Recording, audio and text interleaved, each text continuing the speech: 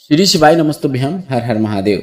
Savda road Tapti नदी के तट पर भुसावल महाराष्ट्र में गुरुजी पंडित प्रदीप मिश्रा जी द्वारा चंद्रमौलेश्वर शिव पुराण कथा शुरू हो गई है। यह 7 दिवसीय शिव पुराण कथा है जिसे आप 10 मार्च से 16 मार्च 2026 तक आस्था यूट्यूब के माध्यम से दोपहर के 2 बजे से 5 बजे तक देख सकते हैं।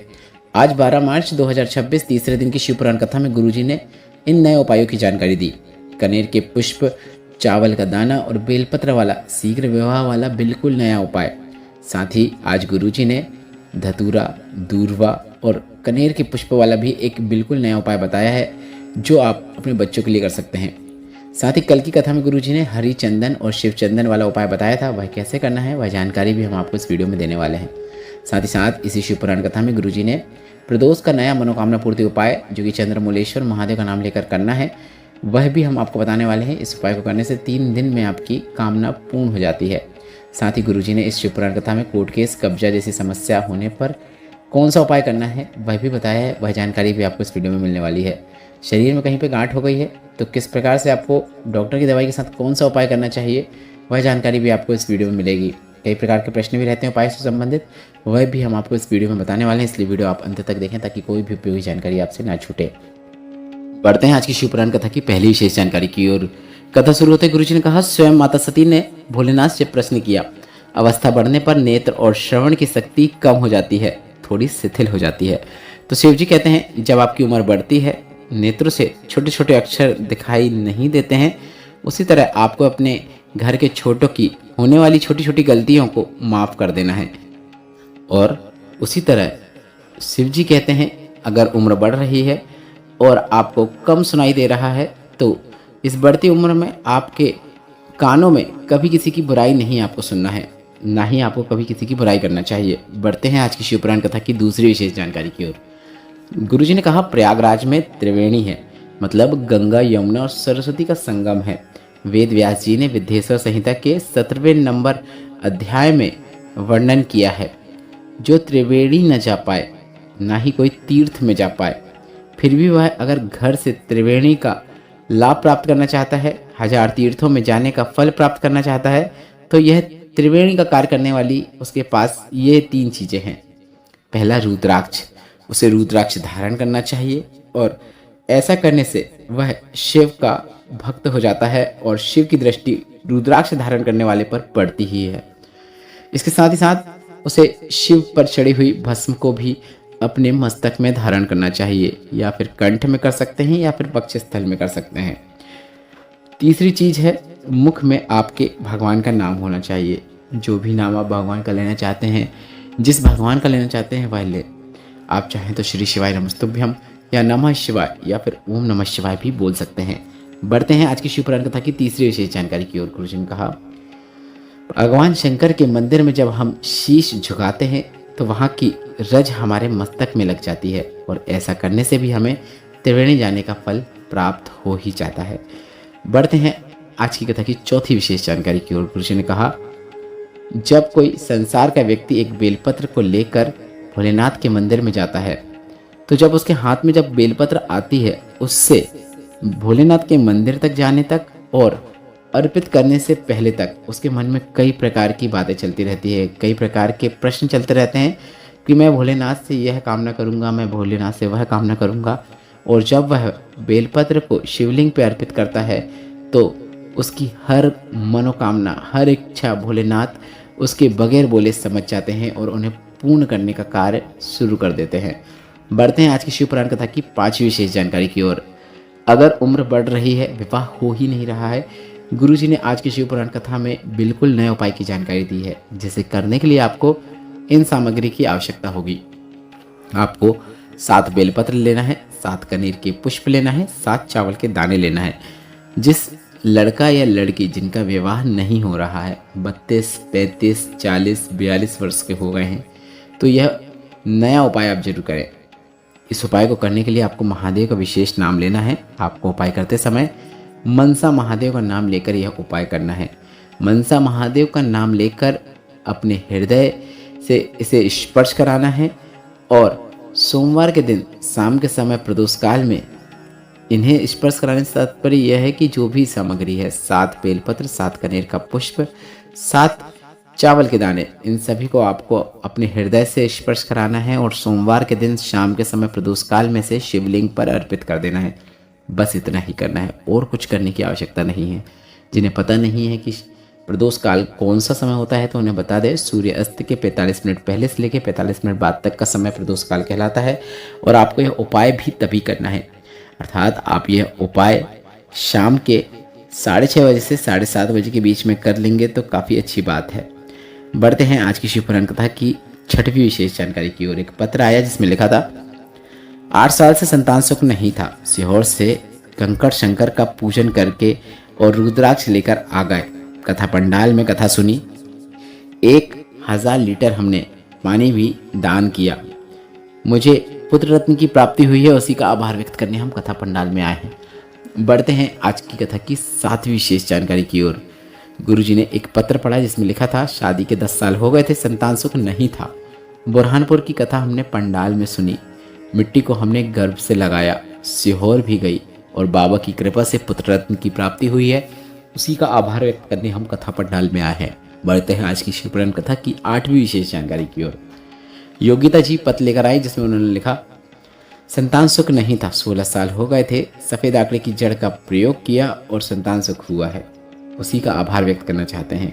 सरिता जी भी पत्र लेकर आई जिसमें उन्होंने लिखा, संतान सुख नहीं था, सब जगह दिखाया पर लाभ नहीं हुआ, फिर पशुपतिनाथ व्रत किया, सफ़ेद आंकड़े की जड़ का प्रयोग किया और वर्षों के बाद संतान सुख हुआ है, उसी का आभार व्यक्त करने हम कथा पंडाल में आए हैं।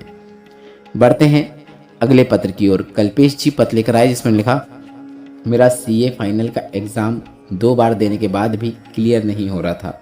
2 बार एग्ज़ाम देने के बाद मैं बहुत ही हतोत्साहित हो गया था और मैंने सोचा था कि अब एग्ज़ाम नहीं दूंगा, पर आपकी कथा ने मेरे अंदर एक मनोबल बढ़ाया। आपकी कथा पर विश्वास करके मैंने मेहनत अधिकता में करना शुरू किया। 3री बार एग्ज़ाम दिया और बाबा की कृपा से मैं एग्ज़ाम पास हो गया हूँ और सीए बन गया हूँ, उसी का आभार व्यक्त करने में कथा पंडाल में आया हूँ। अगला पत्र है पूर्णिमा जी का जिसमें उन्होंने लिखा, मेरे पति की उम्र 51 साल हो गई, उनकी नौकरी नहीं थी। पति ने कहा, क्या इतनी उम्र में मेरी नौकरी लग सकती है? तो मैंने कहा, मेहनत करो, 1 लोटा जल भोलेनाथ के शिवलिंग पर चढ़ाना शुरू करो। पति ने ऐसा ही करना शुरू किया। उनकी नौकरी भारत में नहीं ओमान में लग गई है, बहुत अच्छे पैकेज में नौकरी लगी है, उसी का आभार व्यक्त करने हम कथा पंडाल में आए हैं। बढ़ते हैं आज की कथा की अगली विशेष जानकारी की ओर, अगले विशेष पत्र की ओर। जया जी पत्र लेकर आए जिसमें लिखा, संतान सुख नहीं था, 19 साल निकल गए थे, हम हिम्मत हार गए थे, डॉक्टर को भी दिखाया, हर जगह गए पर कहीं से कोई लाभ नहीं हुआ। 4 बार पशुपतिनाथ व्रत भी किया, सीहोर भी होकर आए। 19 साल बाद जुड़वा बच्चों ने जन्म लिया है, उसी का आभार व्यक्त करने हम कथा पंडाल में आए हैं। बढ़ते हैं अगले पत्र की ओर। अविनाश पाटिल जी पत्र लेकर आए जिसमें उन्होंने लिखा, मेरे पेट में अचानक से दर्द हुआ, डॉक्टर ने पेट में गठन बता दी और कहा जांच होगी। हमने डॉक्टर से दवाई लेकर आ गए और सीहोर जाकर रुद्राक्ष लेकर भी आ गए। रुद्राक्ष जल का हमने आचमन करना शुरू किया। अगली बार जब डॉक्टर के पास गए तो डॉक्टर ने कहा कि गठान गल चुकी है, उसी का आभार व्यक्त करने हम कथा पंडाल में आए हैं। बढ़ते हैं आज की कथा की 9वीं विशेष जानकारी की ओर। इसी शिवपुराण कथा में गुरुजी ने दूसरे दिन की शिवपुराण कथा में कुछ नए उपाय बताए थे, वह इस प्रकार हैं। 2 तरह के चंदन होते हैं, गुरुजी ने कहा था कि एक होता है हरि चंदन और एक होता है शिव चंदन। हरि चंदन कैसे बनाया जाता है? तुलसी का पौधा जब सूख जाता है या फिर तुलसी की डाली जब सूख जाती है तो उसे घिस कर एक चंदन तैयार किया जाता है और यह चंदन शालिग्राम भगवान को लगाया जाता है, थोड़ा सा प्राप्त किया जाता है और इससे एक सरल और आसान उपाय किया जाता है। हरि चंदन का एक अंश मात्र भी अगर हम प्राप्त करते हैं और ऐसे जिसे स्वास्थ्य संबंधित परेशानी चल रही हो, हाफड़ी भर जाती हो, फेफड़े कार्य नहीं करते हो, तो उस व्यक्ति के वक्षस्थल पर अर्थात हृदय के पास एक बिंदी आपको हरि चंदन की लगाना है। ऐसा आप लगाना जारी रखें, मतलब आप प्रत्येक सोमवार को लगाएं या प्रतिदिन लगाएं। गुरुजी ने यह कुछ भी नहीं कहा है कि आपको कब से यह उपाय करना है, तो आप यह उपाय चाहो तो प्रतिदिन कर सकते हैं, चाहो तो आप कोई विशेष दिन चुन सकते हैं, श्री हरि विष्णु का कोई विशेष दिन चुन लें और तब आप यह उपाय कर लें। और गुरुजी ने यह भी कहा है उसे हो रही परेशानियां जो स्वास्थ्य संबंधित परेशानियां हैं, हाफड़ी भर जाती है या फेफड़े कार्य नहीं कर रहे होते हैं, उन परेशानियों से उसे मुक्ति मिल जाती है, यह निश्चितता है। पर यह उपाय आपको डॉक्टर की दवाई के साथ साथ करना है, इस बात का आपको विशेष ध्यान रखना है। इसके साथ बढ़ते हैं अगली जानकारी की ओर। शिव चंदन वाला उपाय। गुरुजी ने शिव चंदन कैसे तैयार करना है वह जानकारी दी है। गुरुजी ने कहा, जब बेलपत्र का जो भी आपके आसपास या आपके क्षेत्र में पेड़ है या फिर बेलपत्र का पौधा है जो सूख गया है, उसकी डंडी जब सूख जाती है तो उसको घिसकर एक चंदन तैयार किया जाता है। यह चंदन शिव चंदन कहलाता है और इसे भोलेनाथ के शिवलिंग पे आपको इसका एक त्रिपुंड बनाना है। त्रिपुंड बनाते हैं तो आप एक बात ध्यान रखें, त्रिपुंड में 3 रेखाएं रहती हैं। सबसे ऊपर वाली रेखा आकार कहलाती है, बीच वाली रेखा ओमकार कहलाती है और सबसे नीचे वाली रेखा मकार कहलाती है। तो जो सबसे नीचे वाली रेखा है उसका चंदन आपको प्राप्त करना है और जो व्यक्ति बहुत बीमार रहता है उसे आपको सबसे नीचे वाली मकार रेखा का जो आपने चंदन प्राप्त किया है उस रोगी व्यक्ति के कंठ में मतलब गले में आपको उसका एक बिंदी लगा देना है या फिर चंद्र जैसी आकृति बना देना है। कितना ही बीमार क्यों ना हो वह स्वस्थ जरूर होगा। डॉक्टर की जो भी दवाइयाँ वह खा रहा है वह कार्य करेंगी और अतिशीघ्र उससे रोग मुक्ति प्राप्त होगी। इस बात का ध्यान रखें कि यह उपाय जितने भी रोग मुक्ति के हैं वह सभी आपको डॉक्टर की जो भी ट्रीटमेंट होता है उसके साथ साथ करना है, क्योंकि डॉक्टर शिव का रूप होते हैं और उन्हीं का दवाइयों के साथ आपको यह उपाय करेंगे तो शीघ्र से शीघ्र लाभ प्राप्त होगा। अब आपको बता दें, शिव चंदन और हरि चंदन, गुरुजी ने जो दोनों चंदन बताए हैं दोनों को आपको सिद्ध करना होगा। हरि चंदन को सिद्ध करने के लिए भगवान विष्णु को या फिर भगवान शालिग्राम को आपको वह हरि चंदन जो आपने तुलसी की लकड़ी या डंडी को घिस कर तैयार किया है उसे आपको भगवान को स्पर्श कराना होगा और थोड़ा सा आपको प्राप्त करना होगा। और जो शिव चंदन रहेगा वह बेलपत्र की लकड़ी से घिस कर तैयार किया होगा, जिसे आपको भोलेनाथ के शिवलिंग पर आप लेपन करके थोड़ा सा प्राप्त कर सकते हैं या फिर त्रिपुंड बनाकर मकार रेखा से आप प्राप्त कर सकते हैं। बढ़ते हैं 10वीं विशेष जानकारी की ओर। इसी शिवपुराण कथा के पहले दिन की कथा में गुरुजी ने एक बिल्कुल नया उपाय बताया है। कोई बच्चा जो हाथ पांव से विकलांग है या फिर शरीर से परेशान है तो एक दूर्वा, एक धतूरा, एक कनेर का पुष्प भोलेनाथ के शिवलिंग पर अर्पित करना शुरू कर दो। दूर्वा को प्राप्त करके लाओ, घिसकर पीसकर सुबह, दोपहर और शाम को उस बच्चे को खिलाना शुरू कर दो। डॉक्टर की दवाई के साथ साथ यह उपाय करोगे, लाभ जरूर देखने को मिलेगा। बढ़ते हैं इसी शिवपुराण कथा की 11वीं विशेष जानकारी की ओर। भोलेनाथ को प्रसन्न करने वाला एक विशेष उपाय जो इस शिवपुराण कथा में गुरुजी ने बताया है, इसे करने के लिए आपको एक धतूरा लेना है और एक चावल का दाना लेना है। यह काफ़ी अच्छा मनोकामना पूर्ति उपाय है और गुरुजी ने यहाँ तक कहा है कि अगर आप यह उपाय करते हैं तो इस उपाय को करने से 3 महीने क्या 3 दिन में आपकी मनोकामना पूर्ण हो जाती है। पर यह उपाय प्रदोष के दिन किया जाता है, तो आप यह उपाय प्रदोष के दिन करेंगे, इस बात का आपको ध्यान रखना है। एक धतूरा लेना है, एक चावल का दाना लेना है इस उपाय को करने के लिए। एक धतूरा को आपको शिवलिंग पे अर्पित करना है, एक चावल का दाना आपको शिवलिंग में जो माता सुख सुंदरी का स्थान होता है वहां पर अर्पित कर देना है। इसके बाद आपको अपने हाथ को जहाँ पे चावल का दाना रखा है उसके ऊपर चंद्रमौलेश्वर महादेव का नाम लेते हुए या फिर चंद्रशेखर महादेव का नाम लेते हुए रखना है और अपनी कामना करना है। मतलब आपने चावल का दाना शिवलिंग में माता सुख सुंदरी के स्थान पर अर्पित किया है तो आपको अपना हाथ भी वहीं पर रखना है। चंद्रमौलेश्वर महादेव या फिर चंद्रशेखर महादेव का नाम लेकर आपकी जो भी मनोकामना है वह मनोकामना कीजिए और मनोकामना करने के बाद एक बार और चंद्रमौलेश्वर महादेव या फिर चंद्रशेखर महादेव का नाम ले लें।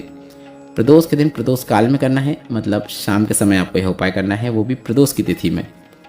3 महीने में गुरुजी ने कहा कि आपकी हर मनोकामना पूर्ण हो जाती है। पर इस उपाय को करने से देखने को मिलता है अगर शिव ने चाहा तो 3 दिन में आपकी जो भी कामना है, जो भी इच्छा है, जिस उद्देश्य के लिए आपने यह उपाय किया है वह पूर्ण हो जाता है। मनोकामना 3 दिन में पूर्ण हो जाती है। बढ़ते हैं 12वीं विशेष जानकारी की ओर। इसी शिवपुराण कथा में गुरुजी ने एक और नया उपाय बताया है।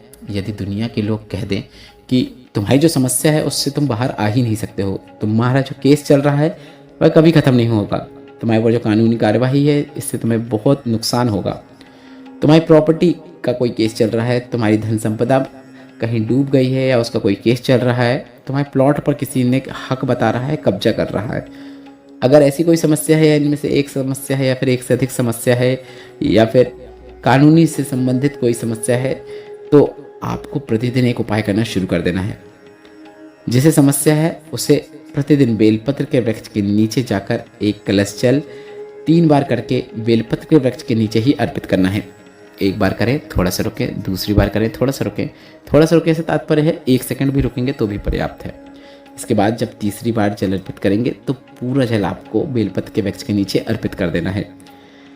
इसके बाद उसी वृक्ष के नीचे की मिट्टी को आपको अपने माथे में लगा लेना है, मस्तक में वहाँ की रज आपको लगा लेना है। 1.5 से 2 महीने लगातार करके देखिए उपाय, और इसी समय के बीच में आपका जो भी केस चल रहा है, जो भी कार्यवाही चल रही है, वह समाप्त हो जाएगी और आपके हक में होगी। यह काफ़ी अच्छा उपाय है जिसे आप कभी भी किसी भी दिन से करना शुरू कर सकते हैं। आप चाहें तो यह उपाय 13 मार्च 2026 से ही करना शुरू कर सकते हैं। बस माथे में आपको बेलपत्र के वृक्ष की रज लगाना है, जो नीचे मिट्टी होती है उसे लगाना है। बढ़ते हैं अगले विशेष उपाय की ओर। गुरुजी ने कहा शरीर में अगर कहीं पे भी गांठ हो गई है, बच्चेदानी या फिर चेस्ट में गांठ हो गई है, तो एक सरल उपाय करना है, पर उससे पहले आपको डॉक्टर को दिखाना है। डॉक्टर शिव का रूप है। डॉक्टर जो ट्रीटमेंट कहें वह सभी ट्रीटमेंट करना है। डॉक्टर जो दवाई दें वह सभी दवाइयाँ लेना है। उसके साथ ही साथ प्रदोष काल में 2 दीपक भोलेनाथ के मंदिर में लगाना है। कई प्रश्न आ रहे हैं, यह 2 दीपक जो हमें लगाना है कैसे लगाना है? तो भोलेनाथ के मंदिर में जो आप शाम के समय प्रदोष काल में जो 2 दीपक लगाएंगे, इसमें आपको 1 दीपक गोल बाती का लगाना है और 1 दीपक लंबी बाती का लगाना है। 1 दीपक हम भोलेनाथ के निमित्त लगा रहे हैं, 1 दीपक हम माता पार्वती के निमित्त लगा रहे हैं। प्रदोष के दिन आपको यह उपाय करना है, इस बात का ध्यान रखें। प्रदोष के दिन, प्रदोष काल में आपको यह उपाय करना है। 1 चावल का दाना आपको शिवलिंग पर अर्पित करना है। सबसे पहले 2 दीपक लगाएं, इसके बाद 1 चावल का दाना शिवलिंग के ऊपर अर्पित करें और उसी चावल के दाने को आपको प्राप्त कर लेना है। अगर आप प्रदोष का व्रत रखते हैं तो आप उस प्राप्त किए हुए चावल दाने को उस दिन नहीं खा सकते हैं, यह स्वाभाविक है। तो आप प्राप्त किए हुए चावल के दाने को आप अगले दिन खा लें। पर जिनका प्रदोष का व्रत नहीं है तो वे उसी दिन उस चावल के दाने को खा सकते हैं। बस इतना ही करना है।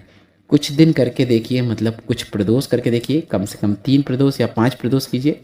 जितना आपसे बन सके उतने प्रदोष कीजिए, लाभ जरूर देखने को मिलेगा। गुरुजी का बताया यह बिल्कुल नया उपाय है और डॉक्टर की दवाई के साथ करना है। इसके बाद फिर से जांच कराने जाएं, आप अंतर जरूर देखेंगे, गांठें गुलेंगी, लाभ जरूर देखने को मिलेगा। इस वीडियो में हम अब आपको गुरुजी पंडित प्रदीप मिश्रा जी की आगामी जो शिव पुराण कथा हो रही है, जिसमें कुछ नई शिव पुराण कथा गुरुजी ने शामिल की हैं, वह जानकारी दे देते हैं। बढ़ते हैं 14वीं और अंतिम विशेष जानकारी की ओर। गुरुजी ने मार्च और अप्रैल के कथाओं के कार्यक्रम की जानकारी दे दी है। 20 मार्च से 26 मार्च 2026 तक जयपुर राजस्थान में शिव पुराण कथा होगी। वो कथा का समय दोपहर के 2 बजे से 5 बजे तक रहेगा। कथा पंडाल का एड्रेस हम आपको शीघ्र बता देंगे। इसके बाद 30 मार्च से 5 अप्रैल 2026 तक अरनी यवतमाल महाराष्ट्र में शिव पुराण कथा होगी। यह कथा भी दोपहर के 2 बजे से शाम के 5 बजे तक होगी। कथा अब जितनी भी होंगी गर्मी में, उन सभी का समय दोपहर के 2 बजे से 5 बजे तक रहेगा, क्योंकि 12 बजे से बहुत अधिक मात्रा में गर्मी शुरू हो जाती है। ऐसे में 1 बजे की कथा बहुत कम देखने को मिलेगी, क्योंकि उस समय गर्मी का तेज बहुत अत्यधिक रहता है। इसके बाद 5 अप्रैल के बाद 8 अप्रैल से 14 अप्रैल 2026 तक अगली शिव पुराण कथा होगी। यह भीलवाड़ा राजस्थान में होगी। इसका समय भी दोपहर के 2 बजे से 5 बजे तक रहेगा। इसके बाद जो अंतिम शिव पुराण कथा जो गुरुजी ने जानकारी दी है, वह दिल्ली की शिव पुराण कथा है। दिल्ली में सभी लोग कह रहे थे कि गुरुजी की शिव पुराण कथा जो होने वाली थी वह नहीं हो पाई थी, तो काफ़ी अच्छी खुशखबरी गुरुजी ने दे दी है कि 17 अप्रैल से 23 अप्रैल 2026 तक दिल्ली में शिव पुराण कथा होगी। और इससे बड़ी एक और खुशखबरी गुरुजी ने दे दी है। आज है 12 मार्च, 2 दिन बाद मतलब 15 मार्च से गुरुजी पंडित प्रदीप मिश्रा जी द्वारा सीहोर कुबेरश्वर धाम में फ्री रुद्राक्ष वितरण शुरू हो जाएगा, जिसे लेने के लिए आपको लाइन में लगना है और अपना रुद्राक्ष सीहोर कुबेरश्वर धाम की धरा से प्राप्त कर लेना है। रुद्राक्ष लेने के लिए आपको किसी भी प्रकार के कोई डॉक्यूमेंट की आवश्यकता नहीं है, ना ही किसी भी प्रकार के आपको पैसे देने की जरूरत है। लाइन में लगकर आप अपना रुद्राक्ष प्राप्त कर सकते हैं। 4 मुखी हो, 5 मुखी हो, जो भी आपके भाग्य में रहेगा वह आप तक पहुंच जाएगा। अब कई लोग यह कहते हैं कि एक से ज़्यादा रुद्राक्ष ले सकते हैं क्या? इसके लिए आप जितने भी लोगों के साथ आएंगे, आप 10 लोगों के साथ आएंगे तो आपको 10 लोगों के 10 रुद्राक्ष मिल जाएंगे। एक व्यक्ति को 1 रुद्राक्ष दिया जाता है, एक बच्चे को भी 1 रुद्राक्ष दिया जाता है।